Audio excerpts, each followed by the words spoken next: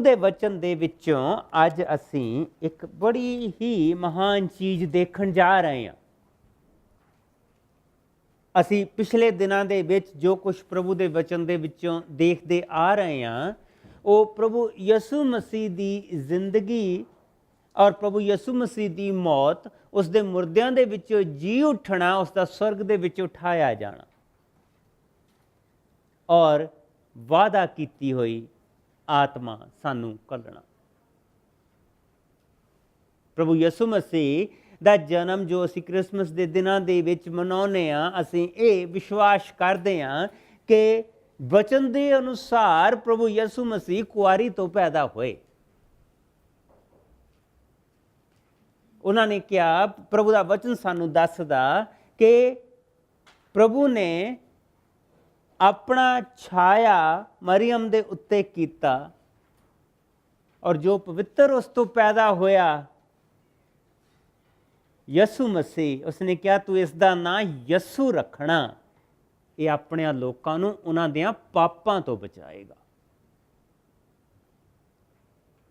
गल है पाप दी।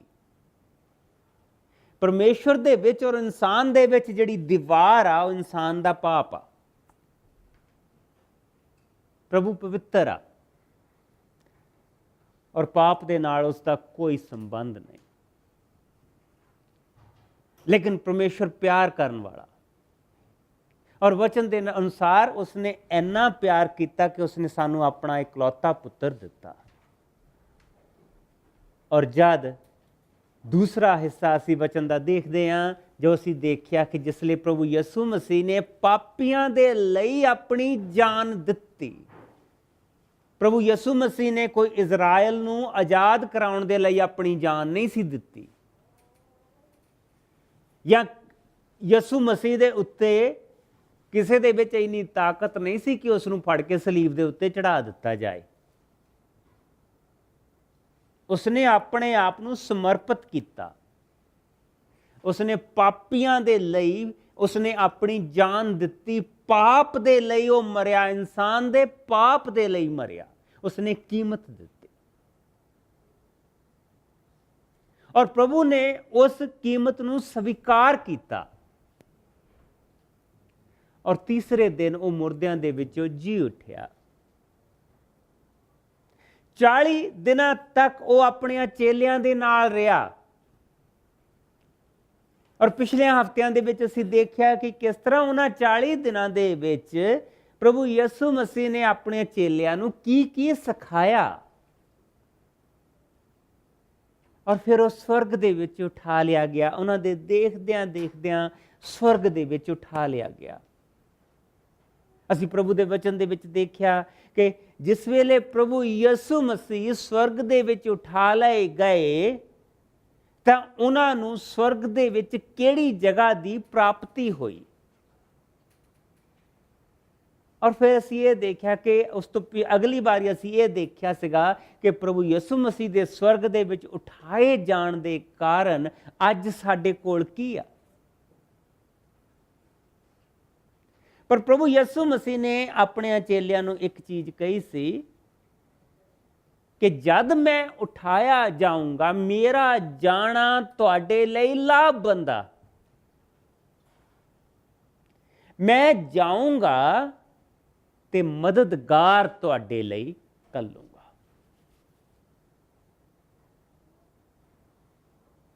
ठीक प्रभु यसु मसीह दे मुर्दियां दे विचों जी उठण तो बाद 50 दिन दे बाद प्रभु दा आत्मा संगत दे उत्ते आया। लेकिन ये सारी चीज़ का अर्थ की है? अगर असी सारी बाइबल नूं, पूरी बाइबल दे विच इस चीज़ नूं देखिए तो इसका अर्थ की है?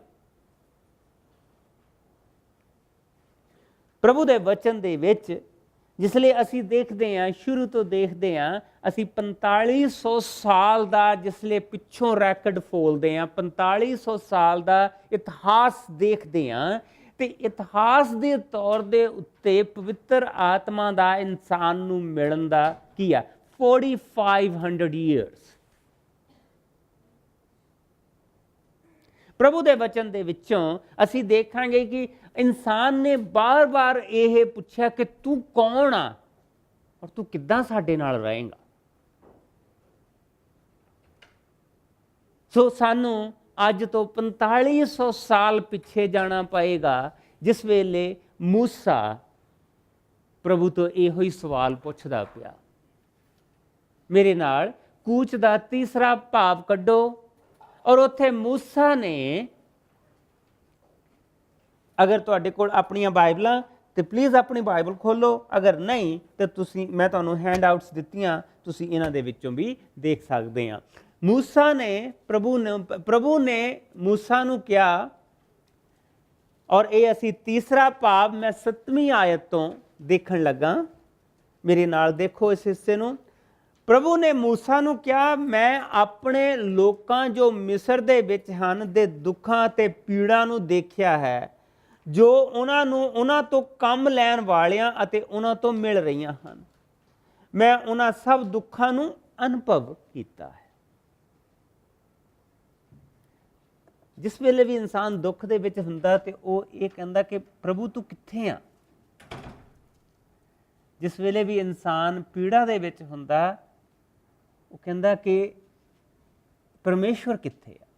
ਅਗਰ ਇੱਥੇ ਦੇਖੋ ਤੇ ਵਚਨ ਦੇ ਵਿੱਚ ਸਾਨੂੰ ਇਹ ਦੱਸਿਆ ਗਿਆ, ਪ੍ਰਭੂ ਕਹਿੰਦਾ ਮੈਂ ਉਹਨਾਂ ਦਾ ਅਨੁਭਵ ਕਰਦਾ, ਮੈਂ ਉਹਨਾਂ ਨੂੰ ਮਹਿਸੂਸ ਕਰਦਾ, ਮੈਂ ਉਹਨਾਂ ਦੇ ਦੁੱਖਾਂ ਨੂੰ ਮਹਿਸੂਸ ਕਰਦਾ, ਮੈਂ ਉਹਨਾਂ ਦੀ ਪੀੜਾ ਨੂੰ ਦੇਖਿਆ, ਮੈਂ ਉਹਨਾਂ ਦੀ ਪੀੜਾ ਨੂੰ ਜਾਣਿਆ ਆ, ਮੈਂ ਅਨੁਭਵ ਕੀਤਾ।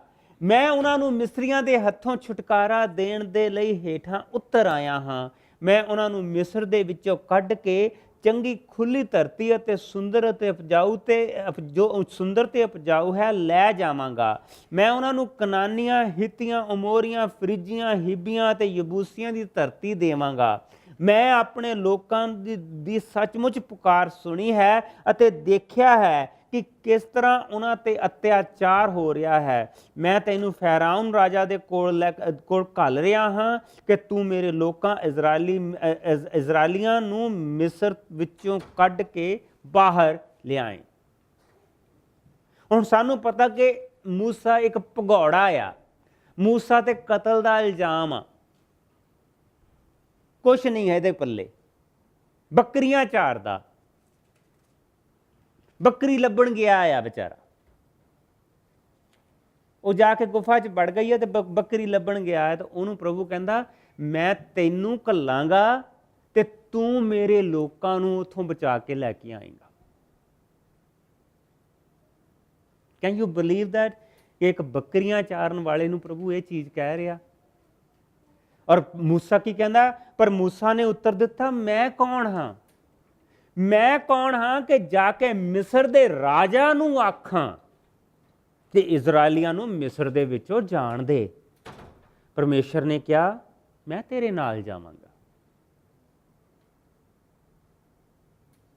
ਮੈਂ ਤੇਰੇ ਨਾਲ ਜਾਵਾਂਗਾ, ਮੈਂ ਤੇਰੇ ਨਾਲ ਜਾਵਾਂਗਾ ਜਦੋਂ ਤੂੰ ਮੇਰੇ ਲੋਕਾਂ ਨੂੰ ਲੈ ਕੇ ਆਵੇਂਗਾ ਤੇ ਤੂੰ ਇਸ ਪਹਾੜ ਤੇ ਹੀ ਮੇਰੀ ਪੂਜਾ ਕਰੇਂਗਾ।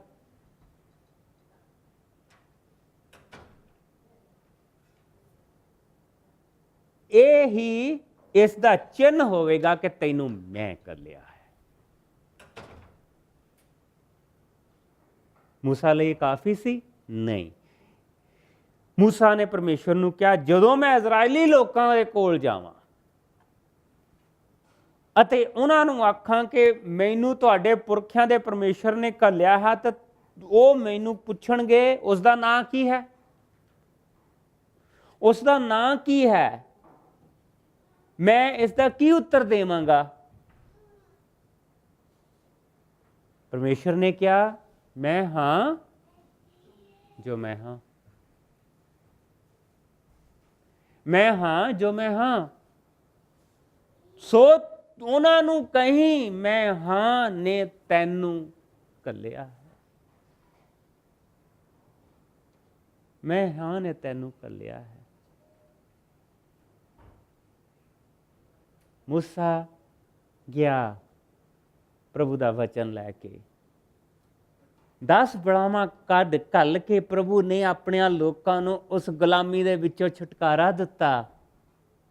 ਸਮੁੰਦਰ ਪਾੜ ਕੇ ਉਹਨਾਂ ਦੇ ਲਈ ਰਸਤਾ ਬਣਾਇਆ ਜਿਸ ਦੇ ਵਿੱਚੋਂ ਉਹ ਨਿਕਲ ਕੇ ਆਏ। ਅਸਮਾਨ ਤੋਂ ਮੰਨਾ ਹਰ ਸਵੇਰ ਉਹਨਾਂ ਦੇ ਲਈ ਵਰਦਾ ਸੀ ਜੋ ਉਹ ਖਾਂਦੇ ਸੀ। ਸ਼ਾਮ ਨੂੰ ਬਟੇਰ ਹਵਾ ਘੇਰ ਕੇ ਲਿਆਉਂਦੀ ਸੀ ਜਿਸ ਨੂੰ ਉਹ ਫੜ ਕੇ ਖਾਂਦੇ ਸੀ। ਨਾ ਉਹਨਾਂ ਦੀ ਜੁੱਤੀ ਟੁੱਟੀ, ਨਾ ਉਹਨਾਂ ਦਾ ਕੱਪੜਾ ਫਟਿਆ। 40 ਸਾਲ ਉਸ ਉਜਾੜ ਦੇ ਵਿੱਚ ਰਹੇ। ਉਸ ਉਜਾੜ ਦੇ ਵਿੱਚ ਅਗਰ ਤੁਸੀਂ ਅੱਜ ਵੀ ਉਸ ਨੂੰ ਜਬਲੇ ਮੂਸਾ ਜਿੱਥੇ ਹੈਗਾ ਆ, ਜਿਹੜਾ ਸਾਨੂੰ ਇਹ ਦਿਖਾਉਂਦੇ ਆ, ਉਹ ਨਹੀਂ ਹੈਗਾ ਜਿਹੜਾ ਇਲਾਕਾ ਅਸਲੀ ਆ। ਜਬਲੇ ਮੂਸਾ ਸਾਊਦੀ ਅਰੇਬੀਆ ਦੇ ਵਿੱਚ ਉਹ ਇਲਾਕਾ ਆ। ਉਹਨਾਂ ਨੇ ਉਹਦੇ ਆਲੇ ਦੁਆਲੇ 10,000 ਵੋਲਟ ਦੀ ਤਾਰਾਂ ਲਾ ਕੇ ਤਾਂ ਉਹਦੇ ਵਿੱਚ ਕਰੰਟ ਛੱਡਿਆ ਆ ਕਿ ਕੋਈ ਇਹਦੇ ਅੰਦਰ ਨਾ ਜਾਵੇ। ਤੁਸੀਂ ਇਸ ਇਲਾਕੇ ਨੂੰ ਅਸ਼ੁੱਧ ਕਰ ਸਕਦੇ ਆ। ਅੱਜ ਵੀ ਉਹ ਇਲਾਕਾ ਹੈਗਾ। ਉਹ ਪਰਬਤ ਜਿੱਥੇ ਪ੍ਰਭੂ ਦੀ ਹਜ਼ੂਰੀ ਉਤਰੀ, ਉਹ ਉੱਤੋਂ ਸੜਿਆ ਆ, ਸਾਰਾ ਉੱਤੋਂ ਸਾਰਾ ਕਾਲਾ ਆ। ਥੱਲਿਓਂ ਪਹਾੜ ਬਿਲਕੁਲ ਉਦਾਂ ਦਾ ਆ। ਜਿਹੜੇ ਉਸ ਇਲਾਕੇ ਦੇ ਲੋਕ ਆ, ਸਾਨੂੰ ਉਸ ਉੱਥੇ ਉਹਦੇ ਲਾਗੇ ਨਹੀਂ ਜਾਣ ਦਿੰਦੇ। ਉਹ ਪਵਿੱਤਰ ਜਗ੍ਹਾ ਉਸ ਨੂੰ ਕਹਿੰਦੇ ਆ। ਉਹ ਸਾਰੇ ਪਹਾੜ ਨੂੰ ਪਵਿੱਤਰ ਕਹਿੰਦੇ ਆ। ਪ੍ਰਭੂ ਉਹਨਾਂ ਨੂੰ ਉੱਥੇ ਲੈ ਕੇ ਆਇਆ। ਪ੍ਰਭੂ ਨੇ ਉਸ ਨੂੰ ਦੱਸਿਆ ਕਿ ਮੇਰੇ ਲਈ ਤੁਸੀਂ ਇੱਕ ਜਗ੍ਹਾ ਬਣਾਓ ਜਿੱਥੇ ਮੈਂ ਆਇਆ ਕਰੂੰਗਾ ਔਰ ਤੁਹਾਡੇ ਨਾਲ ਗੱਲਬਾਤ ਕਰਿਆ ਕਰੂੰਗਾ। ਮੂਸਾ ਦੇ ਨਾਲ ਮੈਂ ਗੱਲਬਾਤ ਕਰਿਆ ਕਰੂੰਗਾ। ਸੋ ਆ ਜੋ ਤਸਵੀਰ ਆ ਉਸ ਦਿਨ ਦੀ ਆ। ਇਹ ਉਸ ਦਿਨ ਦੀ ਆ ਜਿਸ ਦਿਨ ਸਾਰਾ ਕੰਮ ਤੰਬੂ ਨੂੰ ਬਣਾਉਣ ਦਾ ਸਮਾਪਤ ਹੋ ਗਿਆ, ਜੋ ਪ੍ਰਭੂ ਨੇ ਉਹਨਾਂ ਨੂੰ ਦਿੱਤਾ ਸੀ। ਇਹਦਾ ਡਿਜ਼ਾਈਨ ਪ੍ਰਭੂ ਨੇ ਦਿੱਤਾ ਸੀ। ਇਹ ਉਜਾੜ ਦਾ ਉਹ ਇਲਾਕਾ ਆ। ਅਗਰ ਤੁਸੀਂ ਦੇਖੋ ਤੁਹਾਨੂੰ ਕੋਈ ਇੱਥੇ ਦਰਖਤ ਨਹੀਂ ਦਿਖਦਾ, ਸੜੀਆਂ ਸੜੀਆਂ ਝਾੜੀਆਂ ਜੀਆਂ ਦਿਸਦੀਆਂ। ਬਿਲਕੁਲ ਇਸੇ ਤਰ੍ਹਾਂ ਦਾ ਉਹ ਇਲਾਕਾ ਆ।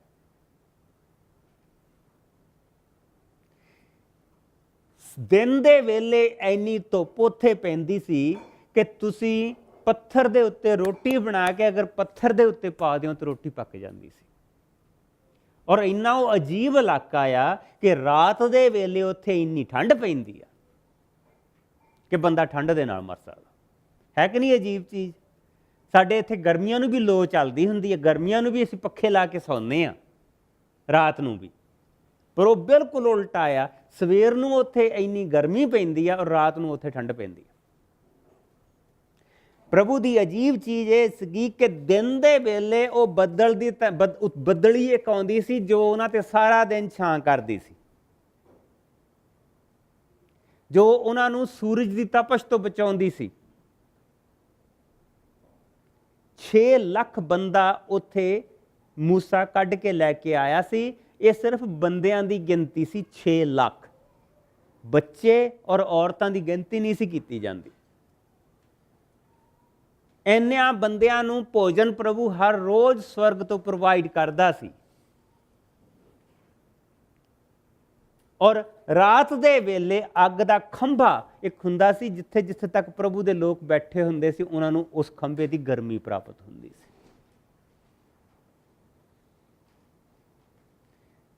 ਔਰ ਜਿਸ ਵੇਲੇ ਉਹਨਾਂ ਨੇ ਸਾਰਾ, ਜਿੱਦਾਂ ਪ੍ਰਭੂ ਨੇ ਉਹਨਾਂ ਨੂੰ ਮੰਦਰ ਬਣਾਉਣ ਦੇ ਲਈ ਕਿਹਾ, ਤੰਬੂ ਬਣਾਉਣ ਦੇ ਲਈ ਕਿਹਾ, ਉਹਨਾਂ ਨੇ ਉਹ ਤੰਬੂ ਦਾ ਡਿਜ਼ਾਈਨ ਕੀਤਾ ਔਰ ਤੰਬੂ ਬਣਾਇਆ। ਮੇਰੇ ਨਾਲ ਹੁਣ ਤੁਸੀਂ 40ਵਾਂ ਭਾਵ ਦੇਖੋ। ਕਹਿੰਦਾ ਤਦ ਸੰਗਤ ਦੇ ਤੰਬੂ ਤੇ ਬੱਦਲ ਛਾ ਗਿਆ।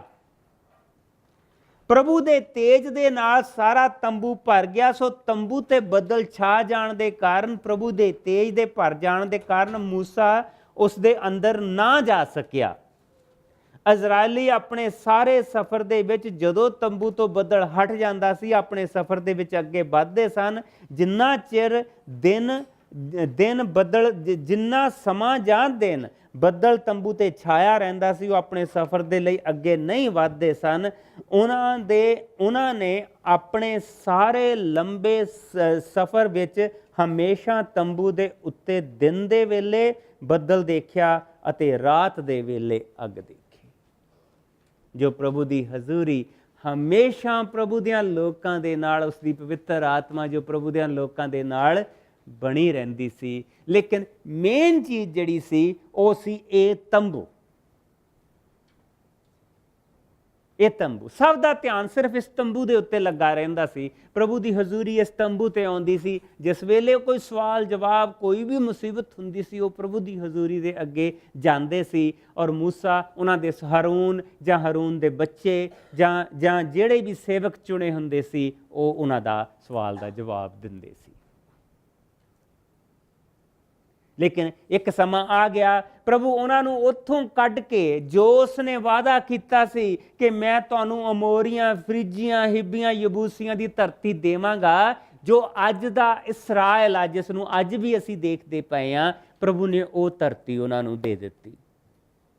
ਔਰ ਜਿਸ ਵੇਲੇ ਉਹ ਉਸ ਧਰਤੀ ਦੇ ਉੱਤੇ ਗਏ ਆ, ਤੇ ਰਾਜਾ ਦਾਊਦ ਦੇ ਸਮੇਂ ਦੇ ਵਿੱਚ ਜਦ ਰਾਜਾ ਦਾਊਦ ਨੂੰ ਪ੍ਰਭੂ ਨੇ ਸਥਾਪਿਤ ਕੀਤਾ, ਆਓ 7ਵਾਂ ਭਾਵ ਦੇਖੀਏ ਦੂਸਰੇ ਸੈਮੂਅਲ ਦਾ। ਰਾਜਾ ਦਾਊਦ ਨੂੰ ਪ੍ਰਭੂ ਨੇ ਉਹਦੀ ਸਥਾਪਨਾ ਕਰ ਦਿੱਤੀ ਆ।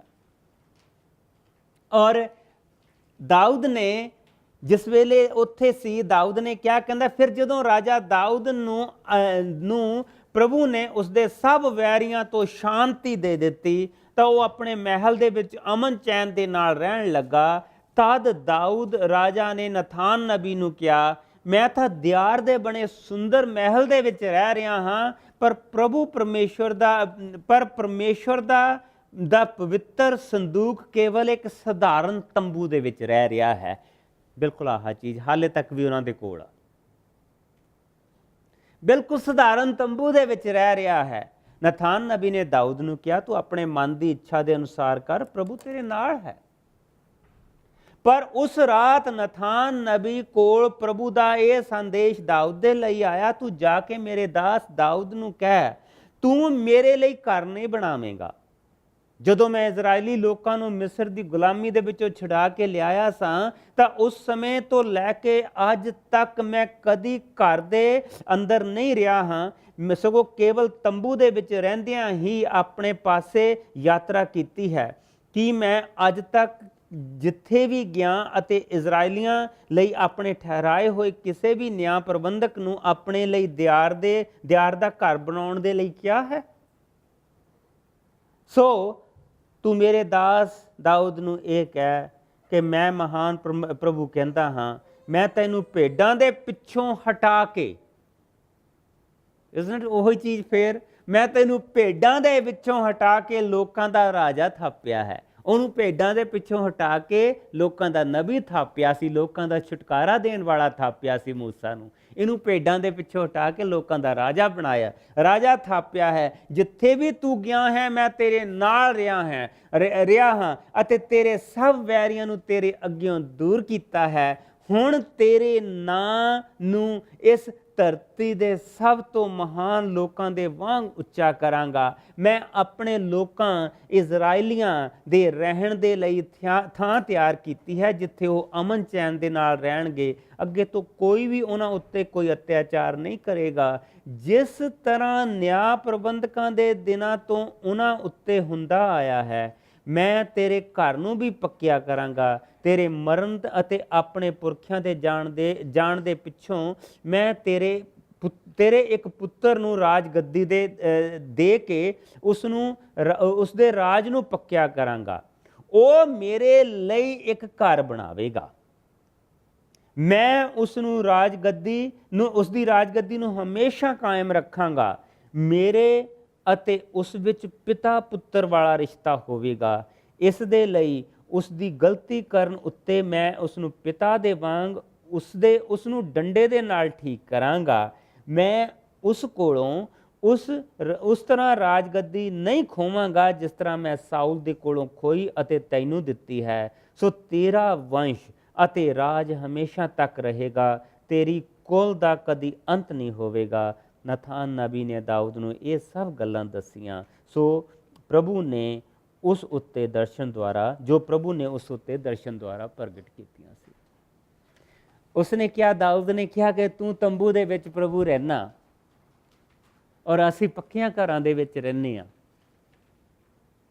ਮੈਂ ਤੇਰੇ ਲਈ ਇੱਕ ਮੰਦਿਰ ਬਣਾਉਣਾ ਮੰਗਦਾ। ਪ੍ਰਭੂ ਨੇ ਕਿਹਾ, ਨਹੀਂ, ਤੂੰ ਨਹੀਂ ਬਣਾਏਗਾ, ਤੇਰਾ ਪੁੱਤਰ ਬਣਾਏਗਾ। तेरा बेटा सोलोमन मेरे लिए एक मंदिर बनाएगा। और सोलोमन जिसले राजगद्दी ਦੇ ਉੱਤੇ ਬੈਠਾ, ਰਾਜਗੱਦੀ ਦੇ ਉੱਤੇ ਆਇਆ, ਤਾਂ ਅਸੀਂ ਪ੍ਰਭੂ ਦੇ ਵਚਨ ਦੇ ਵਿੱਚ ਇਹ ਹਿੱਸਾ ਦੇਖਦੇ ਹਾਂ ਜੋ ਸਾਨੂੰ ਪਹਿਲੇ ਰਾਜਾ ਦੀ 8ਵੇਂ ਭਾਵ ਦੇ ਵਿੱਚ ਮਿਲਦਾ। ਆਓ ਇਸ ਨੂੰ ਦੇਖੀਏ, ਫਿਰ ਉਸ ਤੋਂ ਬਾਅਦ ਅਸੀਂ ਦੇਖਦੇ ਹਾਂ ਕਿ ਸਾਨੂੰ ਇਹਨਾਂ ਵਿੱਚੋਂ ਕੀ ਕੁਝ ਮਿਲਿਆ। ਤਦ ਸੁਲੇਮਾਨ ਰਾਜਾ ਨੇ ਇਜ਼ਰਾਈਲੀਆਂ ਦੇ ਸਭ ਕਬੀਲਿਆਂ, ਕੁਲਾਂ ਅਤੇ ਟੱਬਰਾਂ ਦੇ ਆਗੂਆਂ ਨੂੰ ਆਪਣੇ ਕੋਲ ਯਰੂਸ਼ਲਮ ਵਿੱਚ ਸੱਦਿਆ ਕਿ ਉਹ ਨੇਮ ਦਾ ਸੰਦੂਕ ਨੂੰ ਦਾਊਦ ਦੇ ਸ਼ਹਿਰੋਂ ਅਰਥਾਤ ਸਿਯੋਨ ਦੇ ਮੰਦਰ ਦੇ ਵਿੱਚ ਲਿਆਉਣ। ਸੋ ਸਭ ਇਜ਼ਰਾਈਲੀ ਆਗੂ ਸੁਲੇਮਾਨ ਕੋਲ ਏਥਾਨੀਮ ਅਰਥਾਤ 7ਵੇਂ ਮਹੀਨੇ ਦੇ ਵਿੱਚ ਡੇਰਿਆਂ ਦੇ ਤਿਉਹਾਰ ਦੇ ਸਮੇਂ ਇਕੱਠੇ ਹੋਏ। ਫਿਰ ਜਦੋਂ ਸਭ ਇਜ਼ਰਾਈਲੀ ਆਗੂ ਉੱਥੇ ਇਕੱਠੇ ਹੋਏ ਤਾਂ ਪ੍ਰੋਹਤਾਂ ਨੇ ਸੰਦੂਕ ਚੁੱਕ ਲਿਆ ਅਤੇ ਉਸ ਨੂੰ ਮੰਦਰ ਦੇ ਵਿੱਚ ਲੈ ਆਏ। ਲੇਵੀ ਅਤੇ ਪ੍ਰੋਹਤ ਪਵਿੱਤਰ ਤੰਬੂ ਅਤੇ ਭਾਂਡੇ ਵੀ ਮੰਦਰ ਦੇ ਵਿੱਚ ਲੈ ਆਏ। ਤਦ ਰਾਜਾ ਸੁਲੇਮਾਨ ਨੇ ਸਭ ਇਜ਼ਰਾਈਲੀ ਨੇਮ ਦੇ ਸੰਦੂਕ ਦੇ ਸਾਹਮਣੇ ਇਕੱਠੇ ਹੋਏ ਅਤੇ ਉਹਨਾਂ ਨੇ ਬਹੁਤ ਸਾਰੀਆਂ ਭੇਡਾਂ ਅਤੇ ਪਸ਼ੂਆਂ ਦੀ ਬਲੀ ਚੜਾਈ, ਜਿਨ੍ਹਾਂ ਦੀ ਗਿਣਤੀ ਕਰਨਾ ਕਠਿਨ ਸੀ। ਇਹ ਹੋਣ ਦੇ ਪਿੱਛੋਂ ਪ੍ਰੋਹਤਾਂ ਨੇ ਨੇਮ ਦੇ ਸੰਦੂਕ ਨੂੰ ਚੁੱਕ ਕੇ ਮੰਦਰ ਦੇ ਵਿੱਚ ਲਿਆਂਦਾ ਅਤੇ ਪਵਿੱਤਰ ਥਾਂ ਦੇ ਅੰਦਰ ਕਰੂਬੀਆਂ ਦੇ ਖੰਭਾਂ ਦੇ ਵਿੱਚ ਰੱਖ ਦਿੱਤਾ। ਕਰੂਬੀਆਂ ਦੇ ਖੰਭਾਂ ਨੇ ਸੰਦੂਕ ਅਤੇ ਉਸ ਦੀਆਂ ਚੌਬਾਂ ਨੂੰ ਉੱਪਰੋਂ ਢੱਕ ਲਿਆ, ਪਰ ਚੌਥੇ ਦਾ ਸਿਰਾ ਪਵਿੱਤਰ ਥਾਂ ਤੇ ਸਾਹਮਣੇ ਖੜਾ ਮਨੁੱਖ ਦੇਖ ਸਕਦਾ ਸੀ, ਪਰ ਹੋਰ ਕਿਸੇ ਥਾਂ ਤੋਂ ਦੇਖੇ ਨਹੀਂ ਜਾ ਸਕਦੇ ਸਨ। ਇਹ ਚੌਬਾਂ ਅੱਜ ਤੱਕ ਉੱਥੇ ਹਨ। ਉਸ ਨੇਮ ਦੇ ਸੰਦੂਕ ਵਿੱਚ ਕੇਵਲ ਉਹ ਦੋਵੇਂ ਪੱਥਰ ਦੀਆਂ ਸਿੱਲਾਂ ਹੀ ਸਨ ਜੋ ਮੂਸਾ ਨੇ ਉਸ ਸਮੇਂ ਰੱਖੀਆਂ ਸਨ, ਜਦੋਂ ਇਜ਼ਰਾਈਲੀਆਂ ਨੇ ਮਿਸਰ ਦੇ ਵਿੱਚ ਨਿਕਲ ਕੇ ਆਉਣ ਦੇ ਪਿੱਛੋਂ ਪ੍ਰਭੂ ਉਹਨਾਂ ਦੇ ਨਾਲ ਹਰੋਬ ਪਹਾੜ ਦੇ ਉੱਤੇ ਨੇਮ ਬੰਨ੍ਹਿਆ ਸੀ। ਜਦੋਂ ਪ੍ਰੋਹਤ ਨੇਮ ਦੇ ਸੰਦੂਕ ਨੂੰ ਬਾਹਰ ਰੱਖ ਕੇ ਜਾ ਰਹੇ ਸਨ ਤਾਂ ਅਚਾਨਕ ਮੰਦਰ ਬੱਦਲ ਦੇ ਨਾਲ ਭਰ ਗਿਆ। ਉਹੀ ਚੀਜ਼ ਬਿਲਕੁਲ ਹੋਈ ਜੋ ਅਸੀਂ ਪ੍ਰਭੂ ਦੇ ਵਚਨ ਦੇ ਵਿੱਚ ਇੱਥੇ ਦੇਖਿਆ ਕਿ ਜਿਸ ਵੇਲੇ ਇਹ ਟੈਬਰਨੈਕਲ, ਇਹ ਤੰਬੂ ਦੀ ਤਿਆਰੀ ਕੀਤੀ ਗਈ ਤਾਂ ਇਹ ਜਗ੍ਹਾ ਪ੍ਰਭੂ ਦੀ ਹਜ਼ੂਰੀ ਦੇ ਨਾਲ ਭਰ ਗਈ, ਪ੍ਰਭੂ ਦੀ ਮਹਿਮਾ ਦੇ ਨਾਲ ਭਰ ਗਈ। ਜਿਸ ਵੇਲੇ ਪ੍ਰਭੂ ਦਾ ਉਹ ਮੰਦਰ ਦੀ ਸਥਾਪਨਾ ਕੀਤੀ ਗਈ, ਅੱਜ ਤੋਂ ਤੁਸੀਂ ਇਹ ਕਹਿ ਲਓ ਕਿ 3000 ਸਾਲ ਪਹਿਲਾਂ ਜਿਸ ਲਈ ਉਹ ਮੰਦਰ ਬਣਾਇਆ ਗਿਆ, 4500 ਸਾਲ ਪਹਿਲਾਂ ਇਹ ਬਣਾਇਆ ਗਿਆ। ਅੱਜ ਤੋਂ 3000 ਸਾਲ ਪਹਿਲਾਂ ਜਿਸ ਵੇਲੇ ਪ੍ਰਭੂ ਦਾ ਇਹ ਮੰਦਰ ਬਣਾਇਆ ਗਿਆ ਤੇ ਉਹ ਮੰਦਰ ਵੀ ਪ੍ਰਭੂ ਦੀ ਹਜ਼ੂਰੀ ਦੇ ਨਾਲ ਭਰ ਗਿਆ। ਜਿਸ ਵੇਲੇ ਵੀ ਪ੍ਰਭੂ ਨੇ ਆਪਣੀ ਅਸੈਪਟੈਂਸ ਕਿਸੇ ਚੀਜ਼ ਨੂੰ ਦੇਣੀ ਹੁੰਦੀ ਆ, ਆਪਣੀ ਉਸਨੇ ਉਹ ਆਪਣੀ ਕਿਸੇ ਚੀਜ਼ ਨੂੰ ਸਵੀਕ੍ਰਿਤੀ ਦੇਣੀ ਹੁੰਦੀ ਆ ਔਰ ਉਸ ਦੀ ਸਥਾਪਨਾ ਕਰਨੀ ਹੁੰਦੀ ਆ, ਤੂੰ ਆਪਣੀ ਹਜ਼ੂਰੀ ਲੈ ਕੇ ਆਉਂਦਾ, ਉਹ ਆਪਣੀ ਹਜ਼ੂਰੀ ਲੈ ਕੇ ਆਉਂਦਾ।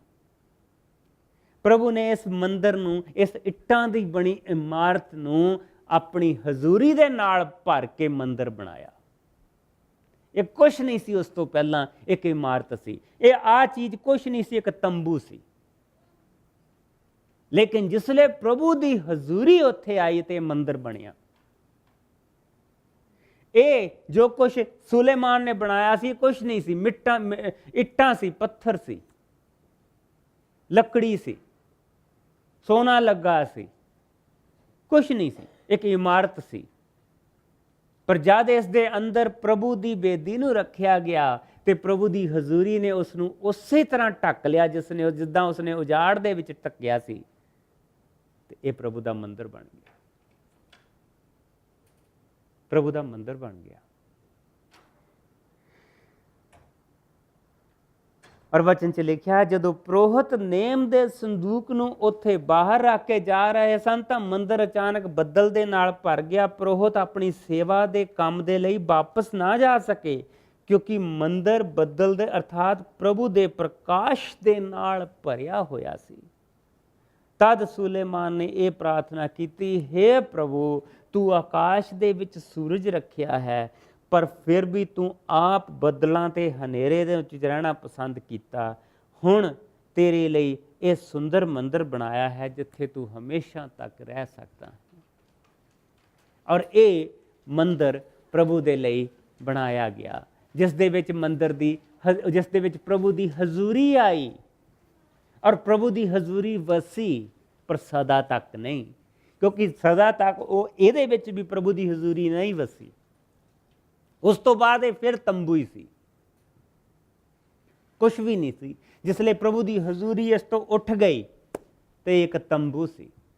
ਏਲੀ ਦੇ ਜ਼ਮਾਨੇ ਦੇ ਵਿੱਚ ਪ੍ਰਭੂ ਦੀ ਹਜ਼ੂਰੀ ਇਹ ਤੋਂ ਉੱਠ ਗਈ ਸੀ ਔਰ ਇਹ ਤੰਬੂ ਸੀ। ਔਰ ਜਿਸ ਵੇਲੇ ਸੁਲੇਮਾਨ ਨੇ ਉਹ ਮੰਦਰ ਬਣਾਇਆ, ਉਸ ਦੇ ਵਿੱਚ ਲਿਆ ਕੇ ਪ੍ਰਭੂ ਦੀ ਵੇਦੀ ਨੂੰ ਰੱਖਿਆ ਗਿਆ। ਪ੍ਰਭੂ ਦੀ ਹਜ਼ੂਰੀ ਨੇ ਉਸ ਨੂੰ ਭਰ ਕੇ ਉਸ ਨੂੰ ਆਪਣੀ ਸਵੀਕ੍ਰਿਤੀ ਦਿੱਤੀ, ਅਸੈਪਟੈਂਸ ਦਿੱਤੀ, ਅਨੋਇੰਟ ਕੀਤਾ। He filled it with his presence. ਆਪਣੀ ਹਜ਼ੂਰੀ ਦੇ ਨਾਲ ਉਸ ਨੂੰ ਭਰ ਦਿੱਤਾ ਉਸਨੇ, ਔਰ ਉਹ ਪ੍ਰਭੂ ਦਾ it becomes the temple of the Lord. ਪ੍ਰਭੂ ਯਿਸੂ ਨੂੰ ਫਿਰ ਜਿਸ ਲਈ ਪੁੱਛਿਆ ਗਿਆ, ਮੂਸਾ ਨੇ ਪੁੱਛਿਆ ਤੂੰ ਕੌਣ ਆ? ਪ੍ਰਭੂ ਨੇ ਆਪਣੀ ਹਜ਼ੂਰੀ ਦਿਖਾਈ।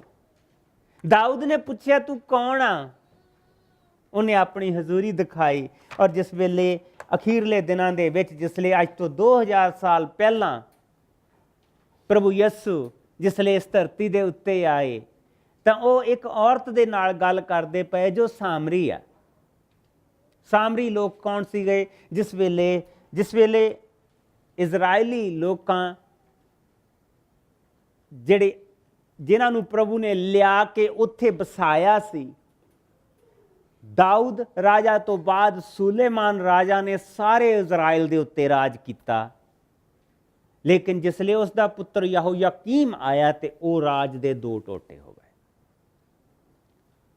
ਜਿਹੜੇ ਇੱਕ ਪਾਸਾ ਸੀਗਾ ਜਿਨ੍ਹਾਂ ਉੱਤੇ ਦਾਊਦ ਦਾ ਘਰਾਨਾ ਰਾਜ ਕਰਦਾ ਸੀ, ਉਸ ਨੂੰ ਯਹੂਦਾ ਦਾ ਘਰਾਨਾ ਕਿਹਾ ਗਿਆ, ਜਿੱਥੋਂ ਯਹੂਦੀ ਨਾਮ ਆਇਆ। ਜਿਹੜੇ ਦੂਸਰੇ ਸੀਗੇ, ਜਿਹੜੇ ਬਾਕੀ 10 ਕਬੀਲੇ ਦੂਜੇ ਪਾਸੇ ਨੂੰ ਚਲੇ ਗਏ, ਉਹਨਾਂ ਨੂੰ ਇਜ਼ਰਾਈਲੀ ਕਹਿੰਦੇ ਸੀਗੇ। ਔਰ ਉਹਨਾਂ ਦੇ ਵਿੱਚੋਂ ਜਿਨ੍ਹਾਂ ਦੇ ਬੱਚਿਆਂ ਨੇ ਦੂਜੀਆਂ ਕੌਮਾਂ ਦੇ ਲੋਕਾਂ ਦੇ ਨਾਲ ਵਿਆਹ ਕਰਾਇਆ, ਔਰ ਉਹਨਾਂ ਤੋਂ ਜਿਹੜੇ ਬੱਚੇ ਪੈਦਾ ਹੋਏ, ਉਹਨਾਂ ਨੂੰ ਸਾਮਰੀ ਕਹਿੰਦੇ ਸੀ।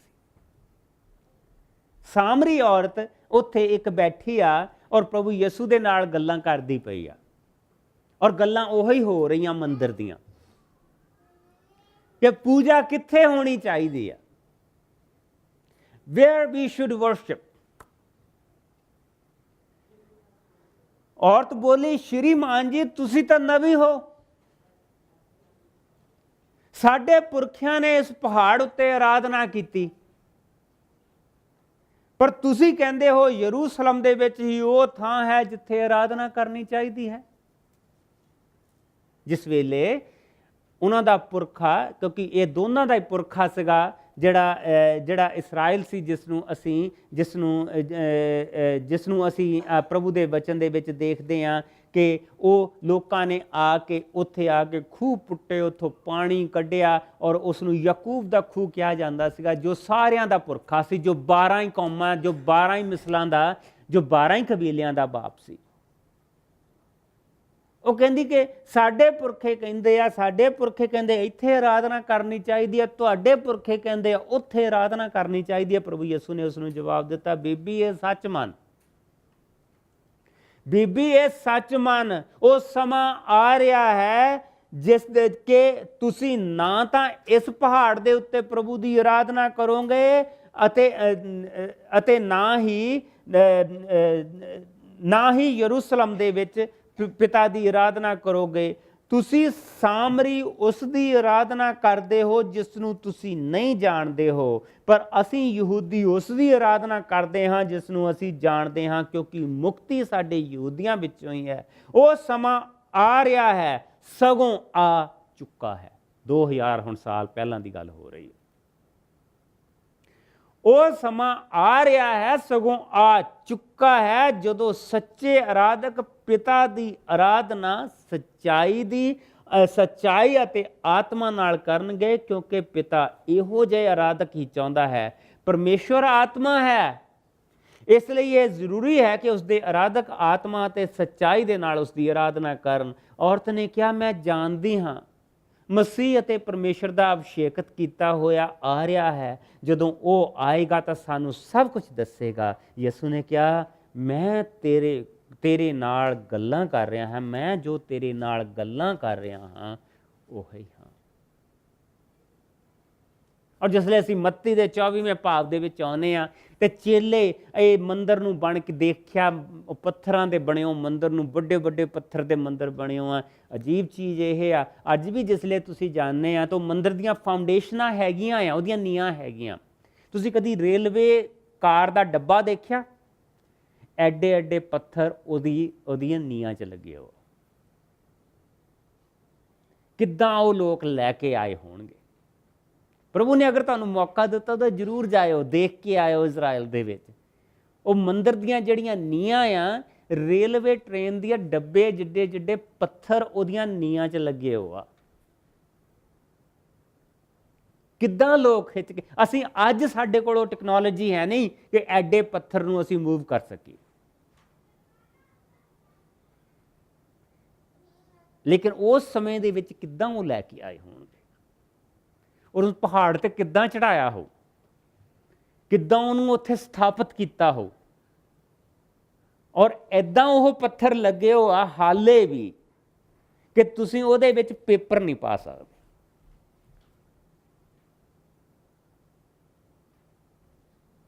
ਪ੍ਰਭੂ ਯਿਸੂ ਮਸੀਹ ਨੇ ਉਹਨਾਂ ਨੂੰ ਕਿਹਾ, ਜਦੋਂ ਯਿਸੂ ਮੰਦਰ ਦੇ ਵਿੱਚੋਂ ਨਿਕਲ ਕੇ ਜਾ ਰਹੇ ਸਨ ਤਾਂ ਉਹਨਾਂ ਦੇ ਚੇਲੇ ਉਹਨਾਂ ਕੋਲ ਆਏ ਕਿ ਯਿਸੂ ਨੂੰ ਮੰਦਰ ਦੀਆਂ ਇਮਾਰਤਾਂ ਦਿਖਾਉਣ।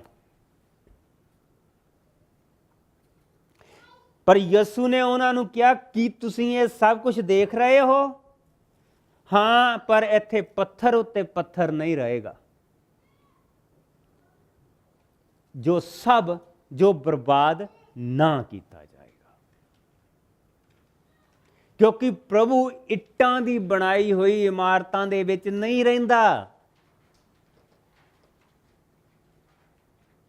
ਪ੍ਰਭੂ ਇੱਟਾਂ ਦੀਆਂ ਇਮਾਰਤਾਂ ਦੇ ਵਿੱਚ ਬਣਿਆ ਨਹੀਂ ਰਹਿੰਦਾ। ਅਸੀਂ ਮਸੀਹੀ ਲੋਕ ਜਦ ਅਸੀਂ ਆਪਣੀਆਂ ਉਹਨਾਂ ਪੁਰਾਣੀਆਂ ਚੀਜ਼ਾਂ ਨੂੰ ਦੇਖਣ ਜਾਂਦੇ ਹਾਂ ਤੇ ਅਸੀਂ ਉੱਥੇ ਮੱਥਾ ਟੇਕਣ ਨਹੀਂ ਜਾਂਦੇ, ਅਸੀਂ ਸਿਰਫ ਇਤਿਹਾਸ ਦੇਖਣ ਜਾਂਦੇ ਹਾਂ।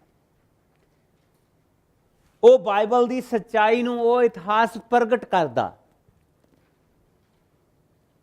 ਪ੍ਰਭੂ ਨੇ ਕਿੱਥੇ ਕੌੜਾ ਪਾਣੀ ਮਿੱਠਾ ਕੀਤਾ ਸੀ, ਉਹ ਜਗ੍ਹਾਵਾਂ ਹਾਲੇ ਵੀ ਆ।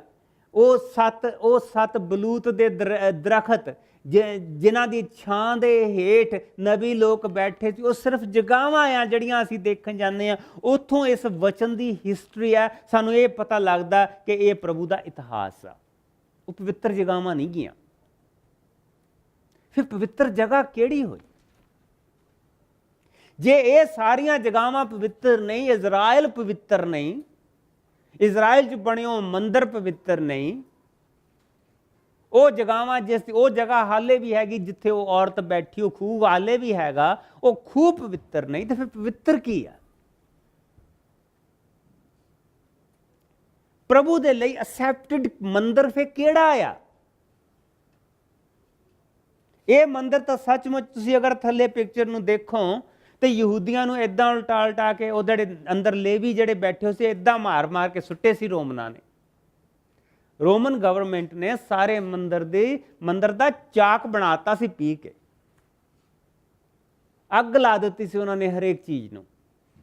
ਪੱਥਰ ਦੇ ਉੱਤੇ ਪੱਥਰ ਨਹੀਂ ਸੀ ਉਹਨਾਂ ਨੇ ਛੱਡਿਆ। ਅੱਜ ਸਿਰਫ ਇੱਕ ਕੰਧ ਬਚ ਗਈ ਆ, ਇੱਕ ਕੰਧ ਖੜੀ ਆ, ਉਸ ਤੋਂ ਇਲਾਵਾ ਕੁਛ ਨਹੀਂ। ਅੱਜ ਜਿਹੜੇ ਅਸੀਂ ਦੇਖਣ ਵੀ ਜਾਂਦੇ ਹਾਂ, ਅਸੀਂ ਸਿਰਫ ਇੱਕ ਉਸ ਕੰਧ ਨੂੰ ਦੇਖਣ ਜਾਂਦੇ ਹਾਂ, ਇਸ ਤੋਂ ਜ਼ਿਆਦਾ ਉੱਥੇ ਹੋਰ ਕੁਛ ਨਹੀਂ। ਤੇ ਫਿਰ ਪ੍ਰਭੂ ਦੀ ਹਜ਼ੂਰੀ ਕਿੱਥੇ ਆ? ਸਵਾਲ ਇਹ ਪੈਦਾ ਹੁੰਦਾ। ਜਿਸ ਲਈ ਅਸੀਂ ਪ੍ਰਭੂ ਦੇ ਵਚਨ ਦੇ ਵਿੱਚ ਚੇਲਿਆਂ ਦੇ ਕਰਤੱਵ ਉਸ ਦੇ ਦੂਸਰੇ ਭਾਵ ਤੇ ਆਉਂਦੇ ਹਾਂ ਤੇ ਪ੍ਰਭੂ ਦੇ ਵਚਨ ਦੇ ਵਿੱਚ ਇਸ ਤਰ੍ਹਾਂ ਲਿਖਿਆ, ਜੋ ਅੱਜ ਦਾ ਦਿਨ ਆ, ਅੱਜ ਦੇ ਦਿਨ ਇਹ ਹੋਇਆ ਸੀਗਾ। ਚੇਲਿਆਂ ਦੇ ਕਰਤੱਵ ਉਸ ਦਾ ਦੂਸਰਾ ਭਾਵ, ਅੱਜ ਦਾ ਦਿਨ ਪੰਤੇਕੁਸਤ ਦਾ ਦਿਨ ਆ, ਅੱਜ ਦਾ ਪੈਂਟੀਕੋਸਤ ਦਾ ਤਿਉਹਾਰ ਆ। ਔਰ ਵਚਨ 'ਚ ਇਸ ਤਰ੍ਹਾਂ ਲਿਖਿਆ ਕਿ ਇਹ ਪੰਤੇਕੁਸਤ ਦੇ ਤਿਉਹਾਰ ਦਾ ਦਿਨ ਸੀ। ਉਹ ਸਾਰੇ ਇੱਕ ਥਾਂ ਤੇ ਇਕੱਠੇ ਸਨ। ਕੌਣ? ਪ੍ਰਭੂ ਦੇ ਚੇਲੇ। ਉਹ ਸਾਰੇ ਇੱਕ ਥਾਂ ਤੇ ਇਕੱਠੇ ਸਨ। ਅਚਾਨਕ ਆਕਾਸ਼ ਤੋਂ ਇੱਕ ਬਹੁਤ ਤੇਜ਼ ਹਨੇਰੀ ਵਰਗੀ ਆਵਾਜ਼ ਆਈ, ਬਿਲਕੁਲ ਉਸੇ ਤਰ੍ਹਾਂ ਜਿਸ ਤਰ੍ਹਾਂ ਜਦੋਂ ਇਹ ਟੈਬਰਨੈਕਲ ਬਣਿਆ, ਇਹ ਤੰਬੂ ਬਣਿਆ। ਹਨੇਰੀ ਵਰਗੀ ਇੱਕ ਚੀਜ਼ ਆਈ, ਇੱਕ ਆਵਾਜ਼ ਆਈ ਜਿਹੜੀ ਉਹਨਾਂ ਨੇ ਸੁਣੀ, ਪਰ ਕੋਈ ਹਨੇਰੀ ਨਹੀਂ ਸੀ। ਇਸੇ ਤਰ੍ਹਾਂ ਜਿਸ ਵੇਲੇ ਮੰਦਰ ਬਣਿਆ ਸੋਲੋਮਨ ਦੇ ਟਾਈਮ, ਔਰ ਮੰਦਰ ਅਰਪਿਤ ਕੀਤਾ ਗਿਆ, they presented the temple before the Lord, it was like a wind. They heard the wind, it was not a wind. ਇੱਕ ਹਨੇਰੀ ਵਰਗੀ ਚੀਜ਼ ਆਈ, ਉਸਨੇ and it accepted this tabernacle, accepted the temple. ਹੁਣ ਪ੍ਰਭੂ ਦੇ ਉਹ ਚੇਲੇ, ਕਮਜ਼ੋਰ ਚੇਲੇ, ਜਿਸ ਦੀ ਡੈਡ ਨੇ ਅੱਜ ਗੱਲ ਕੀਤੀ ਕਿ ਉਹ ਪਤਰਸ ਵਰਗੇ, ਜਿਨ੍ਹਾਂ ਨੇ ਮਸੀਹ ਦਾ ਇਨਕਾਰ ਕੀਤਾ ਸੀ, ਉਜੜੇ ਹੋਏ ਲੋਕ, ਪ੍ਰਭੂ ਦੇ ਨਾਮ ਦਾ ਇਨਕਾਰ ਕਰਕੇ ਦੌੜੇ ਹੋਏ ਲੋਕ, ਭਗੌੜੇ ਲੋਕ, ਡਰਪੋਕ ਲੋਕ, ਉਜਾੜ। ਜਿੱਦਾਂ ਉਜਾੜ ਦੇ ਵਿੱਚ ਇਹ ਮੰਦਰ ਬਣਿਆ, ਇਹ ਟੈਬਰਨੈਕਲ ਬਣਿਆ, ਉਜਾੜ ਜਗ੍ਹਾ ਦੇ ਵਿੱਚ ਹੀ ਮੰਦਰ ਬਣਿਆ ਸੀਗਾ, ਤੇ ਇਹ ਵੀ ਵਿਚਾਰੇ ਉਜੜਿਓ ਲੋਕ ਸੀਗੇ। ਇਹ ਲੋਕ ਉੱਥੇ ਇਕੱਠੇ ਆ, ਔਰ ਕੀ ਹੁੰਦਾ, ਅਚਾਨਕ ਆਕਾਸ਼ ਦੇ ਵਿੱਚੋਂ ਇੱਕ ਤੇਜ਼ ਹਨੇਰੀ ਵਰਗੀ ਆਵਾਜ਼ ਆਈ, ਉਸ ਦੇ ਨਾਲ ਸਾਰਾ ਘਰ ਗੂੰਜ ਉੱਠਿਆ ਜਿਸ ਵਿੱਚ ਉਹ ਬੈਠੇ ਹੋਏ ਸਨ। ਫਿਰ ਉਹਨਾਂ ਨੂੰ ਅੱਗ ਵਰਗੀਆਂ ਜੀਭਾਂ ਵੱਖਰੀਆਂ ਹੁੰਦੀਆਂ ਵਿਖਾਈ ਦਿੱਤੀਆਂ, ਜਿਹੜੀਆਂ ਉਹਨਾਂ ਵਿੱਚੋਂ ਹਰ ਇੱਕ ਤੇ ਆ ਕੇ ਠਹਿਰੀਆਂ। ਉਹ ਸਾਰੇ ਪਵਿੱਤਰ ਆਤਮਾ ਦੇ ਨਾਲ ਭਰ ਗਏ ਅਤੇ ਪਰਾਈਆਂ ਬੋਲੀਆਂ ਬੋਲਣ ਲੱਗ ਪਏ, ਜਿਵੇਂ ਪਵਿੱਤਰ ਆਤਮਾ ਨੇ ਉਹਨਾਂ ਨੂੰ ਬੋਲਣ ਦੇ ਲਈ ਉਭਾਰਿਆ। ਛੁਪਿਓ, ਭਗੌੜੇ ਲੋਕ, ਡਰਪੋਕ ਅੰਦਰ ਬੈਠੇ ਹੋ। ਜੇ ਕੋਈ ਕੁਛ ਪੁੱਛਦਾ ਵੀ ਹੈ ਤਾਂ ਕਹਿੰਦੇ ਵੀ ਨਹੀਂ, ਅਸੀਂ ਨਹੀਂ ਜਾਣਦੇ। ਤੁਸੀਂ ਯਿਸੂ ਨੂੰ ਜਾਣਦੇ ਆ? ਨੋ, ਅਸੀਂ ਨਹੀਂ ਉਹਨੂੰ ਜਾਣਦੇ। ਤੁਸੀਂ ਯਿਸੂ ਨਾਲ ਰਹਿ ਚੁੱਕੇ ਆ? ਨਹੀਂ, ਅਸੀਂ ਨਹੀਂ ਉਹਨਾਂ ਨਾਲ ਰਹਿ ਚੁੱਕੇ। ਡਰਪੋਕ ਲੋਕ ਹਰੇਕ ਦੇ ਲਈ ਨਾ ਕਰਦੇ ਪਏ, ਹਰੇਕ ਚੀਜ਼ ਦੇ ਲਈ ਨਾ ਕਰਦੇ ਪਏ। ਨਾ, ਨੋ, ਅਸੀਂ ਨਹੀਂ ਜਾਣਦੇ। ਅਖੀਰ ਡਰਦੇ ਇਸ ਕਮਰੇ ਦੇ ਵਿੱਚ ਸਾਰੇ ਲੋਕੀ ਹੋ ਆ ਤੇ ਬੈਠੇ ਹੋ ਆ। ਪ੍ਰਭੂ ਨੂੰ ਪਤਾ ਕਿ ਕਿਹੜੀਆਂ ਕਿਹੜੀਆਂ ਕੌਮਾਂ ਦੇ ਲੋਕ ਬਾਹਰ ਆਏ ਹੋ ਆ, ਕਿਹੜੀਆਂ ਕਿਹੜੀਆਂ ਬੋਲੀਆਂ ਬੋਲਣ ਵਾਲੇ ਬਾਹਰ ਆਏ ਹੋ ਆ। ਪ੍ਰਭੂ ਨੇ ਉਹਨਾਂ ਲੋਕਾਂ ਨੂੰ ਸਵੀਕਾਰ ਕੀਤਾ ਆ। ਉਸਨੇ ਕਿਹਾ ਸੀ ਨਾ ਕਿ ਪ੍ਰਭੂ ਨਾ ਤਾਂ ਇਸ ਪਹਾੜ ਤੇ ਰਹਿੰਦਾ ਤੇ ਨਾ ਉਸ ਪਹਾੜ ਤੇ ਰਹਿੰਦਾ, ਨਾ ਇਹ ਤੁਹਾਡੇ ਬਣਾਏ ਮੰਦਰ ਦੇ ਵਿੱਚ ਰਹਿੰਦਾ ਜਿੱਥੇ ਤੁਸੀਂ 2 ਬੱਚੇ ਬਣਾਏ ਹੋ ਆ, ਤੇ ਨਾ ਉੱਥੇ ਰਹਿੰਦਾ ਜਿਨ੍ਹਾਂ ਨੇ ਕੰਧਾਂ ਦੇ ਵਿੱਚ ਬੱਚਿਆਂ ਦੀਆਂ ਮੂਰਤਾਂ ਬਣਾਈਆਂ। ਜਿਹੜੇ ਚੋਰੀ ਕਰਦੇ, ਤੁਸੀਂ ਤਾਂ ਸਾਹਮਣੇ ਪੂਜਾ ਕਰਦੇ ਹੋ, ਚੋਰੀ ਕਰਦੇ ਆ ਯਰੂਸ਼ਲਮ ਵਾਲੇ।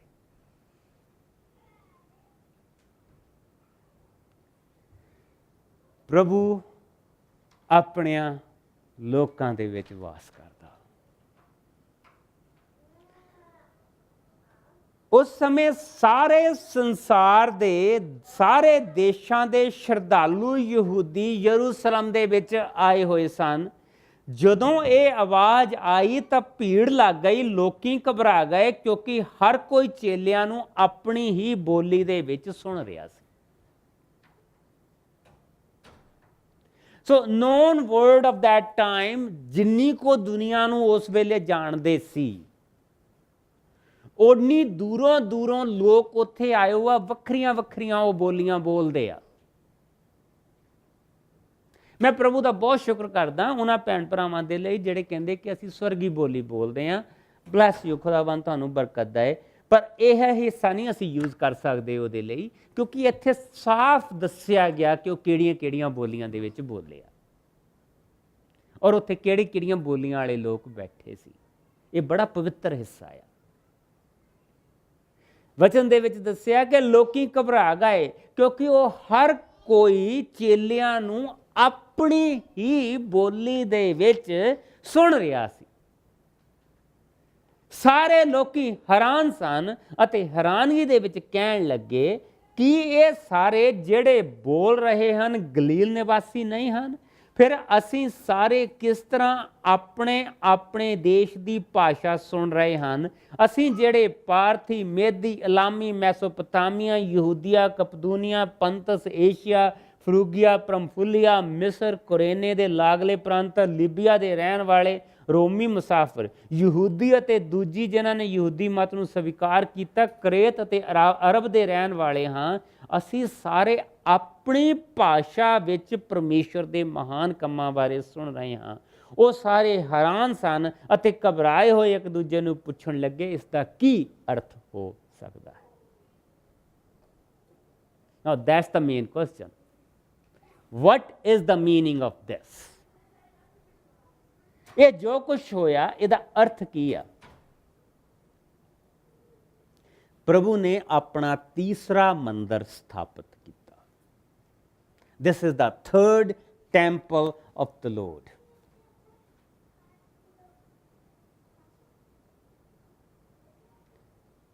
ਮਸੀਹੀਓ, ਆਪਣੀ ਜਿਹੜੀ ਤੁਹਾਨੂੰ ਪ੍ਰਭੂ ਨੇ, ਲੈਟ ਮੀ ਯੂਜ਼ ਦਿਸ ਵਰਡ, ਮੈਂ ਅੱਜ ਇਹ ਅੱਖਰ ਯੂਜ਼ ਨਹੀਂ ਸੀ ਕਰਨਾ ਮੰਗਦਾ ਪਰ ਮੈਂ ਕਰੂੰਗਾ। ਆਪਣੀ ਔਕਾਤ ਨੂੰ ਪਹਿਚਾਣੋ ਕਿ ਤੁਸੀਂ ਹੈ ਕੌਣ।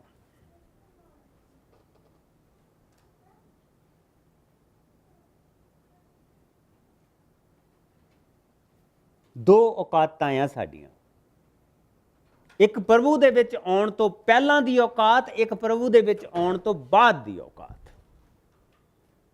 ਇੱਕ ਪ੍ਰਭੂ ਯਿਸੂ ਨੂੰ ਸਵੀਕਾਰ ਕਰਨ ਤੋਂ ਪਹਿਲਾਂ ਦੀ ਔਕਾਤ ਔਰ ਇੱਕ ਪ੍ਰਭੂ ਯਿਸੂ ਮਸੀਹ ਨੂੰ ਸਵੀਕਾਰ ਕਰਨ ਤੋਂ ਬਾਅਦ ਦੀ ਔਕਾਤ।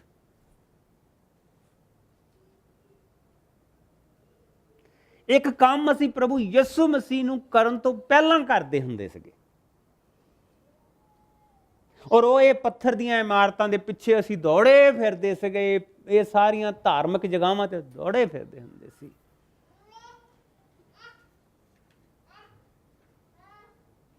ਲੇਕਿਨ ਇੱਕ ਔਕਾਤ ਪ੍ਰਭੂ ਨੇ ਸਾਨੂੰ ਹੁਣ ਦਿੱਤੀ ਆ ਕਿ ਅਸੀਂ ਉਹ ਪ੍ਰਭੂ ਦੀ ਪਵਿੱਤਰ ਜਗ੍ਹਾ ਬਣ ਗਏ ਹਾਂ।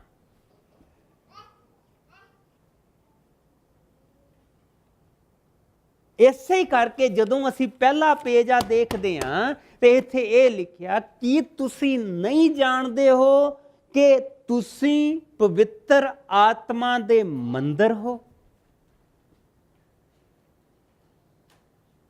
Don't you know that you are the temple of the Lord?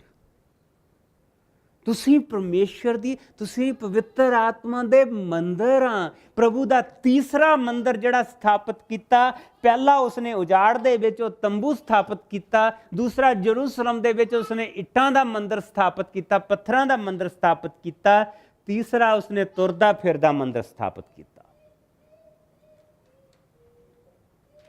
ਇਸ ਦੀ ਕੋਈ ਸਾਡੇ ਕੋਲ ਚੀਜ਼ ਨਹੀਂ ਬਾਕੀ ਬਚੀ। ਜਿਹੜਾ ਉਸਨੇ ਯਰੂਸ਼ਲਮ ਦੇ ਵਿੱਚ ਮੰਦਰ ਸਥਾਪਿਤ ਕੀਤਾ ਸੀ, ਉਹਦੀ ਇੱਕ ਤੇਲ ਦੀ ਸ਼ੀਸ਼ੀ ਆ, ਇੰਨੀ ਨਿੱਕੀ ਜਿਹੀ, ਜਿਹਦੇ ਨਾਲ ਉਹ ਤੇਲ, ਦੀਵੇ ਦੇ ਵਿੱਚ ਤੇਲ ਪਾਉਂਦੇ ਹੁੰਦੇ ਸੀ। ਉਹ ਸਿਰਫ ਇੱਕ ਨਿੱਕੀ ਜਿਹੀ ਮਿੱਟੀ ਦੀ ਉਹ ਤੇਲ ਦੀ ਜਿਹੜੀ ਹੈਗੀ ਆ, ਉਹ ਸਾਡੇ ਕੋਲ ਸਿਰਫ ਬਚੀ ਹੋਆ, ਹੋਰ ਕੁਛ ਨਹੀਂ ਗਾ। Everything is gone. ਜਿੱਦਾਂ ਪ੍ਰਭੂ ਯਿਸੂ ਨੇ ਕਿਹਾ ਸੀ, ਪੱਥਰ ਦੇ ਉੱਤੇ ਪੱਥਰ ਨਹੀਂ ਰਹੇਗਾ, ਉਹਦੀ ਕੋਈ ਚੀਜ਼ ਨਹੀਂ ਬਚੀ। ਕਿਉਂ? ਪ੍ਰਭੂ ਦਾ ਆਤਮਾ ਇਸ ਤੋਂ ਉਠਾ ਲਿਆ ਗਿਆ ਏਲੀ ਦੇ ਸਮੇਂ ਤੇ। ਉਸ ਤੋਂ ਬਾਅਦ ਇਹਨੂੰ ਕਿਸੇ ਨੇ ਨਹੀਂ ਪੁੱਛਿਆ। ਪ੍ਰਭੂ ਦਾ ਆਤਮਾ ਐਜ਼ੀਕੀਅਲ ਦੇ ਸਮੇਂ ਦੇ ਵਿੱਚ ਉਸ ਮੰਦਰ, ਦੂਜੇ ਮੰਦਰ ਤੋਂ ਉਠਾ ਲਿਆ ਗਿਆ, ਉਹਨੂੰ ਕਿਸੇ ਨੇ ਨਹੀਂ ਪੁੱਛਿਆ। ਜਰਮਾਇਆ ਔਰ ਐਜ਼ੀਕੀਅਲ ਦੇ ਸਮੇਂ ਤੇ ਜਿਸ ਵੇਲੇ ਉਹ ਪੱਥਰ ਦੇ ਮੰਦਰ ਤੋਂ ਪ੍ਰਭੂ ਦਾ ਆਤਮਾ ਉਠਾ ਲਿਆ ਗਿਆ, ਉਹਨੂੰ ਕਿਸੇ ਨੇ ਪੁੱਛਿਆ। ਹੈਰੋਦੇਸ ਨੇ ਮੰਦਰ ਉੱਥੇ ਬਣਾਇਆ, ਉਹ ਤੇ ਪ੍ਰਭੂ ਦਾ ਆਤਮਾ ਉਤਰਿਆ ਹੀ ਨਹੀਂ। ਉਹਦੇ ਤੇ ਪ੍ਰਭੂ ਦਾ ਆਤਮਾ ਉਤਰਿਆ ਹੀ ਨਹੀਂ। ਹੈਰੋਦੇਸ ਦੇ ਮੰਦਰ ਤੇ ਕਦੀ ਪ੍ਰਭੂ ਦਾ ਆਤਮਾ ਨਹੀਂ ਉਤਰਿਆ, ਕਿਉਂਕਿ ਪ੍ਰਭੂ ਨੇ ਉਹ ਮੰਦਰ ਨਹੀਂ ਬਣਾਇਆ ਸੀ। ਉਹ ਹੈਰੋਦੇਸ ਨੇ ਸਿਰਫ ਯਹੂਦੀਆਂ ਨੂੰ ਖੁਸ਼ ਕਰਨ ਦੇ ਲਈ ਬਣਾਇਆ ਸੀ। ਪਰ ਜਦ ਪ੍ਰਭੂ ਨੇ ਆਪਣੇ ਹੱਥਾਂ ਦੇ ਨਾਲ ਇਹ ਮੰਦਰ ਬਣਾਇਆ ਜੋ ਤੁਸੀਂ ਆ, ਜੋ ਤੁਸੀਂ ਪ੍ਰਭੂ ਦੀ ਹਜ਼ੂਰੀ ਦੇ ਵਿੱਚ ਅੱਜ ਬੈਠੇ ਆ, you are the temple of the lord, ਤੁਸੀਂ ਉਹ ਪ੍ਰਭੂ ਦੇ ਮੰਦਰ ਆ। ਸੋ ਮੈਂ ਤੁਹਾਨੂੰ ਇਹ ਲੱਗਾ ਕਹਿਣ, ਔਰ ਮੈਂ ਆਪਣੇ ਆਪ ਨੂੰ ਵੀ ਇਹ ਕਹਿਣ ਲੱਗਾ, ਆਓ ਆਪਣੀ ਔਕਾਤ ਨੂੰ ਪਹਿਚਾਣੀਏ ਜੋ ਪ੍ਰਭੂ ਯਿਸੂ ਦੇ ਵਿੱਚ ਆ, ਔਰ ਇਹ ਜਾਣੀਏ ਕਿ ਜਿੱਥੇ ਮੈਂ ਜਾ ਰਿਹਾ ਇਹ ਪ੍ਰਭੂ ਦਾ ਮੰਦਰ ਆ। ਮੈਂ ਪ੍ਰਭੂ ਦਾ ਮੰਦਰ ਆਪਣੇ ਨਾਲ ਲੈ ਕੇ ਜਾ ਰਿਹਾ। ਮੈਂ ਪ੍ਰਭੂ ਦਾ, ਜੋ ਪ੍ਰਭੂ ਯਿਸੂ ਦਾ ਮੰਦਰ ਆ, ਤੁਰਿਆ ਫਿਰਦਾ ਮੈਂ ਪ੍ਰਭੂ ਦਾ ਹੀ ਮੰਦਰ ਹਾਂ। ਇਸ ਦਿਨ ਪੰਤੇਕੁਸਤ ਵਾਲੇ ਦਿਨ ਪ੍ਰਭੂ ਨੇ ਸਾਨੂੰ ਆਪਣਾ ਮੰਦਰ ਬਣਾ ਲਿਆ ਸੀ, ਔਰ ਸਾਡੀ ਪ੍ਰਭੂ ਦੀ ਆਤਮਾ ਨੇ ਇਨਸਾਨ ਦੀ ਜਾਤ ਦੇ ਉੱਤੇ, ਜਿਨ੍ਹਾਂ ਨੇ ਪ੍ਰਭੂ ਯਿਸੂ ਨੂੰ ਸਵੀਕਾਰ ਕੀਤਾ ਸੀ, ਉਹਨਾਂ ਦੇ ਵਿੱਚ ਆ ਕੇ ਪੂਰੀ ਭਰਪੂਰੀ ਦੇ ਨਾਲ ਵਾਸ ਕੀਤਾ ਸੀ। ਮਤ ਪ੍ਰਭੂ ਦੇ ਆਤਮਾ ਦੀਆਂ ਟੱਚਾਂ ਲੱਭਦੇ ਫਿਰਦੇ ਆ ਲੋਕ, ਪਰ ਮੈਂ ਤਾਂ ਪ੍ਰਭੂ ਦੇ ਵਚਨ 'ਚ ਇੱਕੋ ਚੀਜ਼ ਜਾਣਦਾ ਕਿ ਜਿਸ ਵੇਲੇ ਪ੍ਰਭੂ ਦਾ ਆਤਮਾ ਪ੍ਰਭੂ ਦਿਆਂ ਲੋਕਾਂ ਤੇ ਉਤਰ ਆਇਆ, ਉਸ ਤੋਂ ਬਾਅਦ ਇਹ ਸਾਰੀ ਚੀਜ਼ ਹਮੇਸ਼ਾ ਪਾਸਟ ਟੈਂਸ ਦੇ ਵਿੱਚ ਕਹੀ ਗਈ ਆ ਕਿ ਤੁਹਾਨੂੰ ਪਰਮੇਸ਼ਰ ਦਾ ਆਤਮਾ ਦਿੱਤਾ ਗਿਆ ਆ।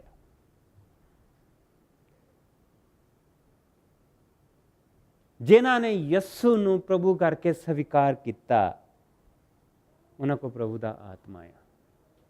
ਔਰ ਆਉਣ ਵਾਲੇ ਦਿਨਾਂ ਦੇ ਵਿੱਚ ਅਸੀਂ ਇਹ ਦੇਖਾਂਗੇ। ਖੁਦਾਵੰਦ ਦਾ ਸ਼ੁਕਰ ਆ, ਤੁਹਾਡੇ ਕੋਲ ਪ੍ਰਭੂ ਦਾ ਆਤਮਾ ਹੀ ਹੈ ਤਾਂ ਅਸੀਂ ਇੰਨਾ ਕੁਛ ਪ੍ਰਭੂ ਦੇ ਵਿੱਚ ਕਰ ਰਹੇ ਹਾਂ। ਯਾਦ ਰੱਖੋ, ਪ੍ਰਭੂ ਦਾ ਵਚਨ ਸੁਣਾਉਣ ਦੇ ਲਈ ਯਹੂਦਾ ਦੇ ਕਬੀਲੇ ਦੇ ਵਿੱਚ, ਉਹਦੇ ਉਸ ਯਹੂਦੀਆਂ ਦੇ ਵਿੱਚ, ਯਹੂਦਾ ਤਾਂ ਇੱਕ ਕਬੀਲਾ ਸੀ ਨਾ, ਇਹ 12 ਕਬੀਲੇ ਸੀ, ਜਿਨ੍ਹਾਂ ਦੇ ਵਿੱਚੋਂ ਲੇਵੀਆਂ ਦਾ ਇੱਕ ਕਬੀਲਾ ਸੀ, ਜਿਨ੍ਹਾਂ ਦੇ ਵਿੱਚ ਮੂਸਾ ਜਿਨ੍ਹਾਂ ਦੇ ਵਿੱਚ ਪੈਦਾ ਹੋਇਆ ਸੀ। ਪ੍ਰਭੂ ਦਾ ਵਚਨ ਸਿਰਫ ਲੇਵੀਆਂ ਦੇ ਕਬੀਲਾ ਸੁਣਾ ਸਕਦਾ ਸੀ, ਹੋਰ ਕਿਸੇ ਨੂੰ ਹੱਕ ਨਹੀਂ ਸੀ।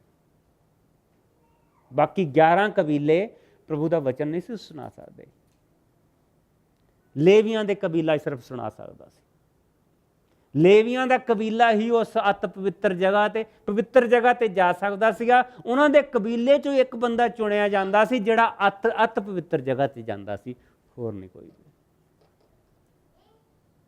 ਪਰ ਪ੍ਰਭੂ ਦਾ ਸ਼ੁਕਰ ਆ, ਅਸੀਂ ਸਾਰੇ ਜਿਹੜੇ ਦੂਜੀਆਂ ਕੌਮਾਂ ਦੇ ਵਿੱਚ ਪੈਦਾ ਹੋਏ ਆ, ਅੱਜ ਇਹ ਸਵੀਕ੍ਰਿਤੀ ਸਾਡੀ ਹੋਈ ਆ ਕਿ ਅਸੀਂ ਉਸ ਅਤ ਪਵਿੱਤਰ ਜਗ੍ਹਾ ਤੇ ਜਾਂਦੇ ਹਾਂ। ਤੁਸੀਂ ਪਰਮੇਸ਼ਵਰ ਦੇ ਮੰਦਰ ਆ, ਪ੍ਰਭੂ ਦਾ ਆਤਮਾ ਤੁਹਾਡੇ 'ਚ ਵਾਸ ਕਰਦਾ। ਇਸੇ ਕਰਕੇ ਮੇਰੇ ਵਰਗੇ ਨੂੰ ਇਹ ਜਗ੍ਹਾ ਮਿਲੀ ਕਿ ਮੈਂ ਤੁਹਾਨੂੰ ਪਵਿੱਤਰ ਵਚਨ ਸੁਣਾ ਸਕਾਂ। ਮੇਰਾ ਭਰਾ ਲਖਵੀਰ ਪ੍ਰਭੂ ਦਾ ਵਚਨ ਸੁਣਾਉਂਦਾ, ਸਾਡਾ ਬਜ਼ੁਰਗ ਮਲਕੀਤ ਪ੍ਰਭੂ ਦਾ ਵਚਨ ਸੁਣਾਉਂਦੇ ਆ। ਆਉਣ ਵਾਲੇ ਦਿਨਾਂ ਦੇ ਵਿੱਚ ਅਸੀਂ ਨੀਤੂ ਦੇ ਕੋਲੋਂ ਪ੍ਰਭੂ ਦਾ ਵਚਨ ਸੁਣਾਂਗੇ, ਕਰਤਾਰ ਦੇ ਕੋਲੋਂ ਪ੍ਰਭੂ ਦਾ ਵਚਨ ਸੁਣਾਂਗੇ। ਤੁਸੀਂ ਸਾਰੇ, ਤੁਹਾਨੂੰ ਸਾਰਿਆਂ ਨੂੰ ਇਹ ਹੱਕ ਬਖਸ਼ਿਆ ਗਿਆ, ਬਰਾਬਰ ਹੱਕ।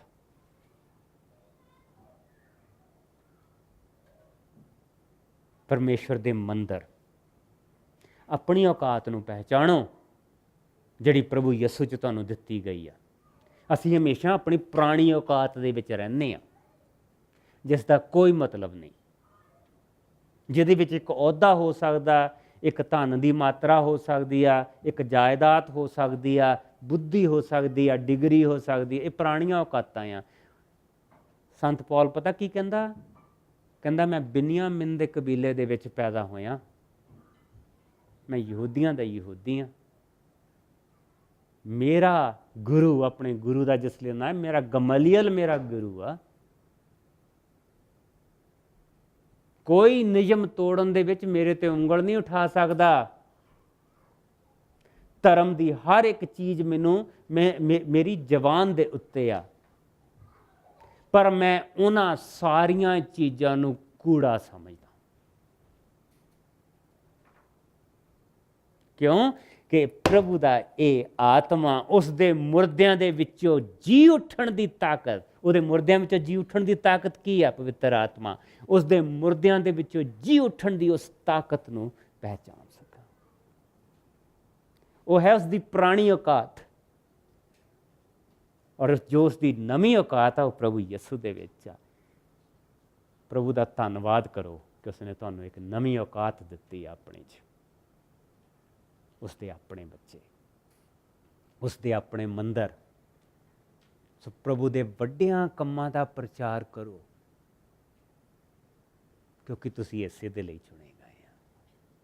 ਪਰਮੇਸ਼ਰ ਦੇ ਮੰਦਰ ਦੇ ਵਿੱਚ ਹਮੇਸ਼ਾ ਪਰਮੇਸ਼ਰ ਦੇ ਵੱਡੇ ਕੰਮਾਂ ਦਾ ਪ੍ਰਚਾਰ ਹੁੰਦਾ ਸੀ।